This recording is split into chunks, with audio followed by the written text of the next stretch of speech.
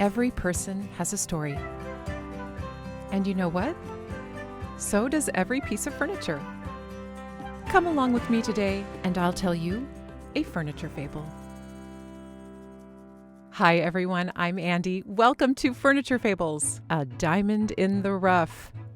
Well, very rough. I knew I'd found the perfect piece to kick off the new year right when I saw this restoration hardware chest listed for free over on Facebook Marketplace. It was originally sold on their babies and kids website, and although I can't find an exact price, it was most likely minimum $1,100 new. You can see it had a lovely kind of subtle texture to it. It almost looks like linen paper. But that understated finish is of course getting lost in all of the wear and tear and graffiti. It was well loved. It had been enthusiastically engaged with.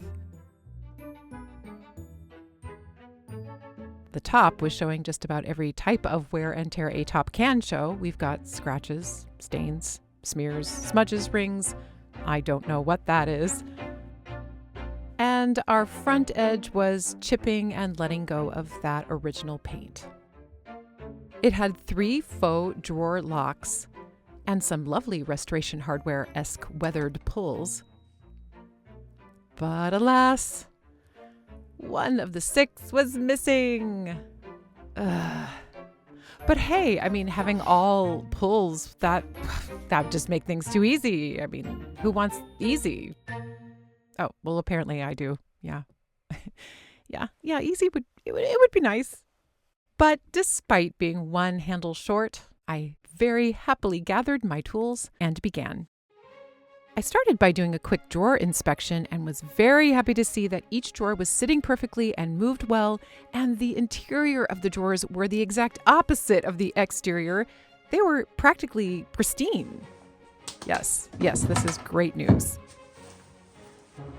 I grabbed my magnetic tray and began removing all of the hardware, and also each drawer so that I could do a thorough cleaning of the dresser.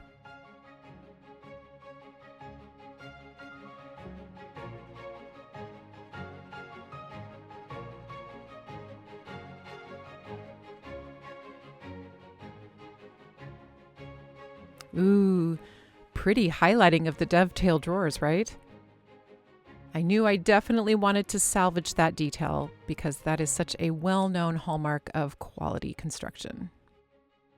Ooh, what do we have here? Those are so cute. Oh my goodness. Those are adorable. I have pulled a lot of things out of old furniture. Bills, old mail, tequila bottle of gin, underwear, pens, pencils. My favorite so far was a handwritten note by a child that said, "Wear your best jewels to the ball tonight." I just pulled out the most adorable pictures. These are really lovely, so hopefully I can get a hold of her and let her know that these are here if she wants them. Before you donate a piece of furniture like that, it does pay to go ahead and take the drawers out and look and see if you've got something back there that is of monetary or sentimental value to you. Those photos were so precious. I wish I could share them with you, but of course that would not be right as they are the previous owner's family photos. Luckily, I was able to get back in touch with her and drop them into the mail. Ooh, can we talk about the glories of vacuuming, please? Before you start cleaning with any liquid, try and do a good pass with the vacuum. You will pick up so much grime with it and avoid the sludge that is often created if you don't vacuum first.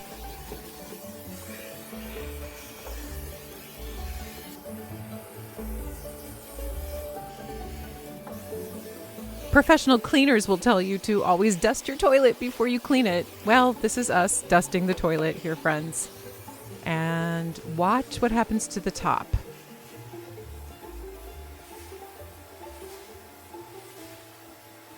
Whoa. Yep. This is also a great time to peel off pieces of tape and just give the piece a good overall inspection in case you may have missed any boo-boos.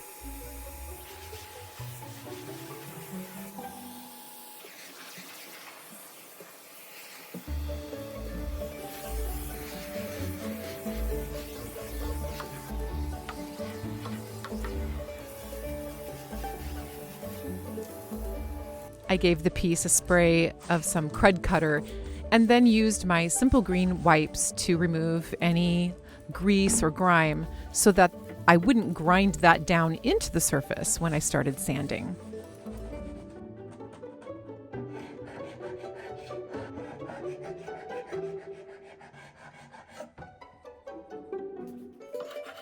Because there were some globs of glue and glitter glue, I used my carbide scraper to help loosen those up.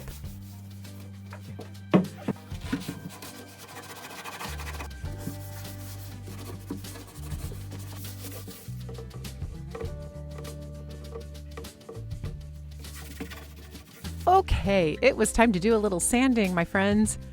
I wanted to see how much of the surface damage I could take care of using my sander with a 220 grit pad. And it turned out this really worked great. The piece was painted in a solid white, and then they used kind of a creamy beige to do that textured top layer. And just about all of the stains and the scratches were living in that top texture layer, and so I was able to make my way around the piece, sanding that textured paint layer off, and thus cleaning up all of those marks.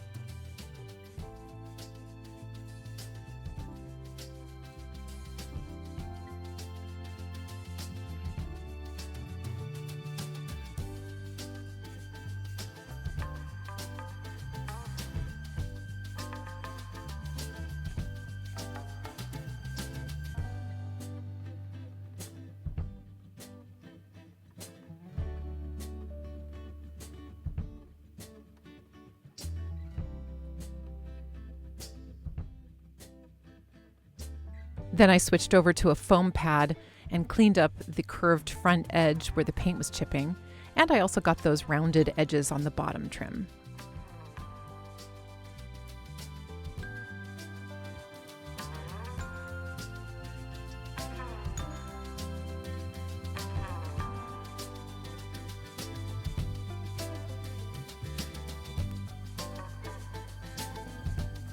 And those very pretty kind of neoclassical feet. As I finished sanding the drawer fronts, I began thinking through my hardware options for the piece because I knew I was going to have to make a pretty big decision pretty quick. Okay, so let's talk about this whole hardware issue just for a second. So here's the original restoration hardware. It's brass, I think, and it's been seasoned basically, right? So it has this aged patina. Here's one of the faux key covers, but as you know, unfortunately, I am missing one of the pulls. As of yet, that missing sixth pull has not been found. So I went ahead and ordered something. These are solid brass. They're a nice weight. They feel like they're a good quality. So I don't think we're taking a step down or anything like that. But of course, as you can see, they do not have that aged patina on them, right? So what to do about these guys? I either need to make this look like this, or I just need to permanently remove these guys. And so what I would then do is fill these faux keyholes. That's not hard to do, but it's kind of always one of those things where you go, you know, is that kind of a bummer to do that? I don't know that I feel it is. The problem with trying to get this to look like this, or vice versa, is that what my experience tells me is that I will probably come pretty close. I'll probably come pretty close, but not exact. And that will bug me and it will distract me. I am not confident enough that I can match these two guys that I'm willing to go ahead and plan on them working together within this design. So I think the thing to do is to go ahead and fill these faux lock holes. What do you think? What would you do? I wish you were all here. Ugh, one pull, one missing pull. It's so frustrating. Yes, but par for the course in this line of work, and so no use crying over it, and so got out my Bondo wood filler. Because these faux keyholes are pretty deep, this 2-part epoxy filler will be great. It dries really quickly and it will be super hard and tough, and it will sand down nice and smooth so that we won't even know those keyholes had ever been there. I mixed up the 2 parts and then applied a generous amount into each of the keyholes, making sure to do a bit of an overfill.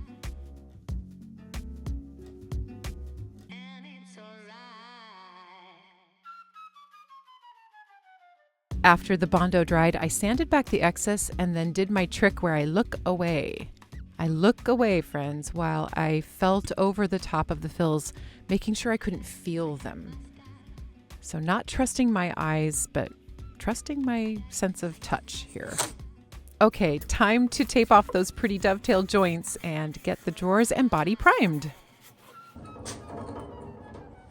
I decided to use a shellac-based primer here to block any potential bleed through from the few spots where the wood was showing through, and so that I would have a nice uniform finish to paint over.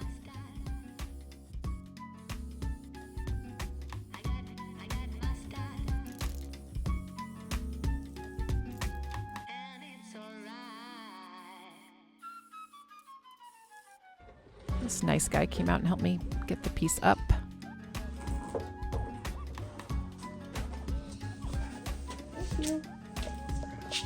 Time to wipe the dust, friends. You gotta wipe up your dust. Constant dust wiping.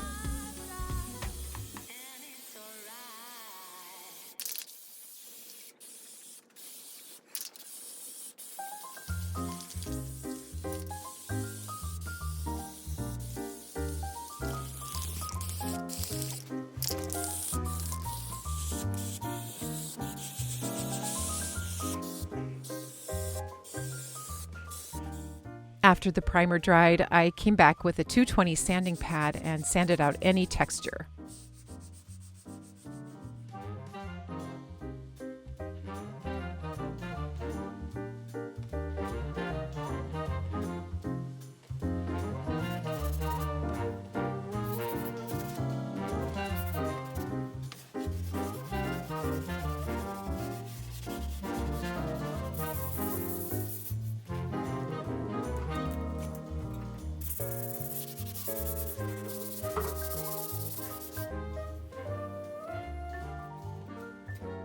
Okay, let's talk color. Lately, I've been noticing that green is selling really well in my neck of the woods, so I grabbed this really pretty sage green from Fusion. I believe this one is called Newell. And I grabbed my Zibra Wedge brush. Honestly, I had been planning on using my electric paint sprayer, but I have managed to lose a very important piece of the front nozzle, and so until I can replace that, I'm back to the brush. But I'm actually not too mad about it because I have missed painting. And also, I'm going to take this opportunity to show you how I get a brush stroke free finish. You can see I started by using my misting bottle to dampen both my brush and then the front of the drawer. Water is going to be a key player in achieving this finish. And then I dipped my brush and scraped off the excess before I started painting. I start in the middle and I work my way out to the edges, and I use that water to keep the paint moving. As soon as I feel any drag as I paint, I use that water mist to kind of open the paint back up, so to speak, or re-wet it, and then I can keep working. It's pretty dry out in my workshop, so my water misting bottle is literally just as important as my paintbrush. I am using them in tandem. They are my little dream team for a smooth finish.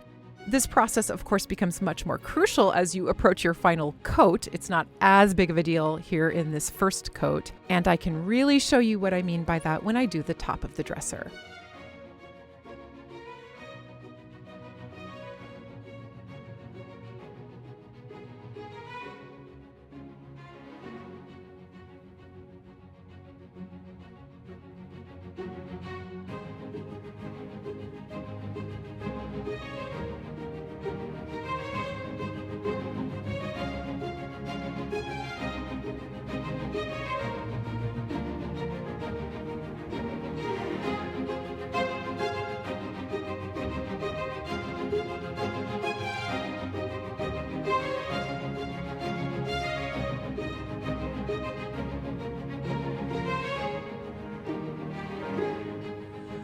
What's your idea again? Can we reach under here and hold it like that? Yes, we can. Fingertips. Yeah. Can we just Jedi Knight it? Can we use the power of our brains? Try. Unfortunately, my Jedi mind powers are weak and we had to use our brawn to lift the dresser down. At this point, everything but the top had 3 coats of paint, and here's an important detail. When I was painting the body, I brought the paint line all the way up to the top's edge, which is going to be a big help in getting the brushstroke-free finish we are going for.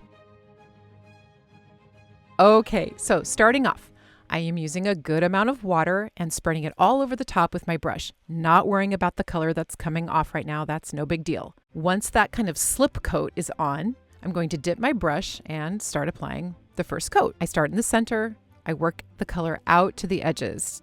At this point, the direction of the brush isn't really too crucial. What is crucial is getting a nice, even, and pretty thin layer of paint over the surface without the expectation of full coverage, and having that entire surface area be at the same moisture level when it all begins to dry down. In order to achieve that, I needed to apply that first coat and then do what I'm about to do right here, re-wet the entire surface with my water mist. And now I can begin to work that water into the paint layer with my brush. I'm going to go back and forth horizontally and then vertically, then horizontally again, until the paint is no longer separating. When I no longer see any dark patchy spots appearing, I know that the water has been evenly distributed. And now I can go around the edges, cleaning up any drips that went over the sides. Here's a key moment. I'm just standing and I'm watching the top. Again, making sure the paint isn't separating, and once I'm satisfied it's good, I let it dry down. Okay, back for the second coat. Again, I start with a light misting and spreading that water evenly over the top, and then of course begin applying the paint. Every time I need to connect one section of the top to the next, I use my water bottle to ensure I've got a wet edge. But I'm also keeping the entire field wet. That's really, really important. You can see that the paint didn't look even, so I'm going back over it again with my brush before I let it dry down and then cleaning up those edges. Again, I don't have to worry about painting those edges. They have been painted. I'm just cleaning them up. Back for the third coat. So by now, of course, you get the concept.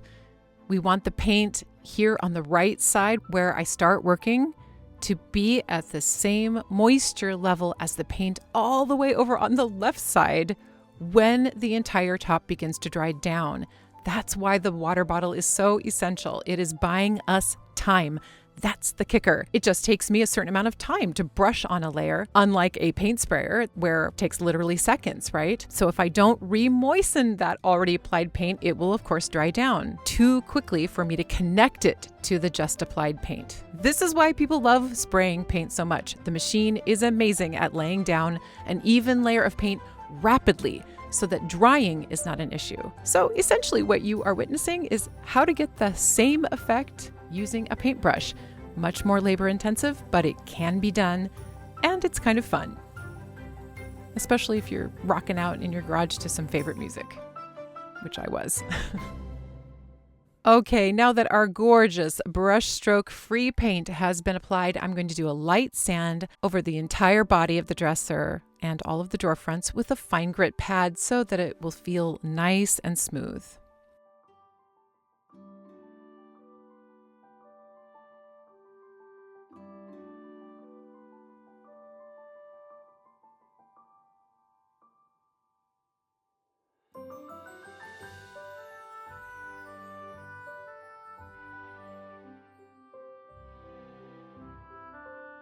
I removed the painter's tape from the dovetail joints, and then I realized I'd made a couple of little errors.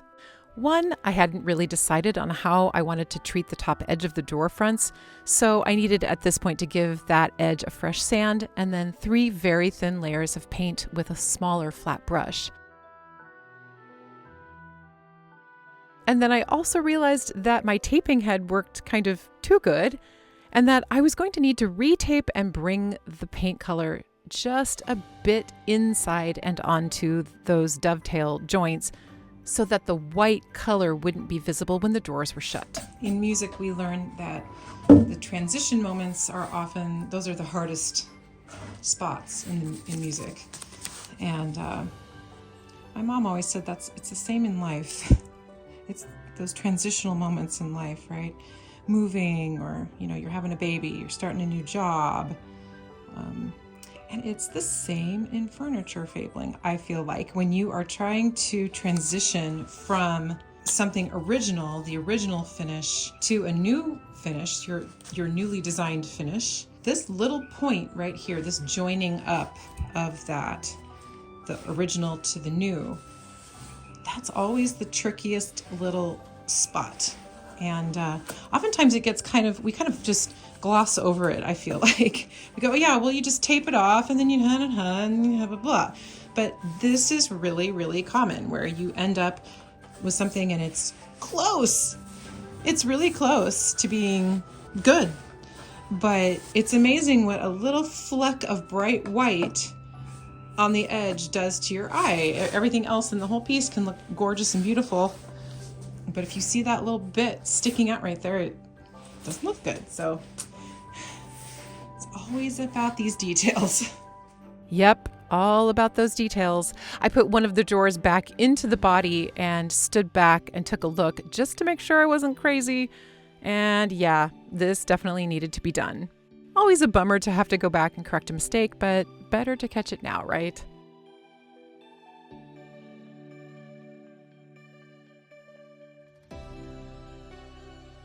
I taped off all the drawers again, and then I added another full layer of paint to each drawer front so that I could seamlessly connect the color on the sides to the expanse on the front, and then let all of those dry down.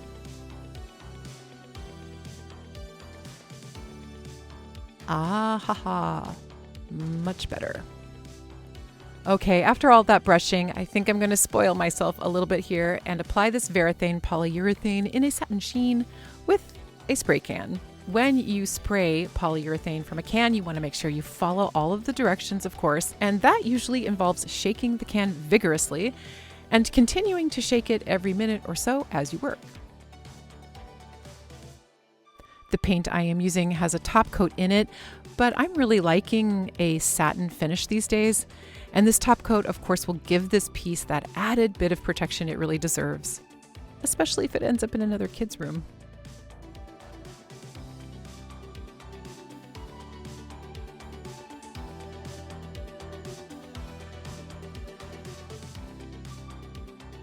Finally, time to add the hardware, and the good news was that after I messaged the original owner that I had found some family photos in the dresser, she messaged me to tell me she had found the sixth pull. Hooray!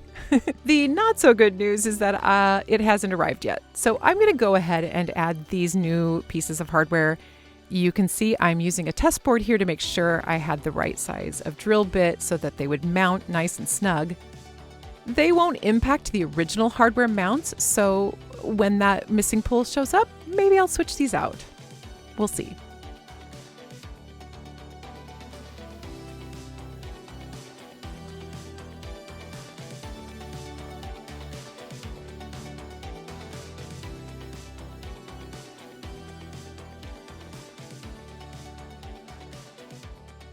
Okay, do you remember our very rough restoration hardware dresser in desperate need of restoration and hardware? Well, here she is now.